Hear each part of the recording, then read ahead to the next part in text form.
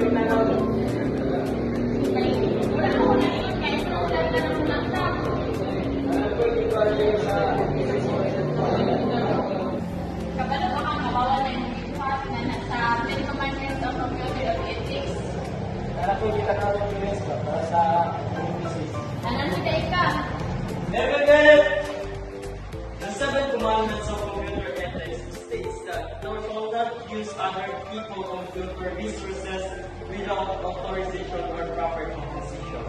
These commandments emphasizes respecting others' digital property, privacy, and resources. Unauthorized access to someone else's computer network or data is unethical and often illegal. It can involve actions like hacking into systems, using someone's valid credentials without permission, or accessing files that are private or confidential.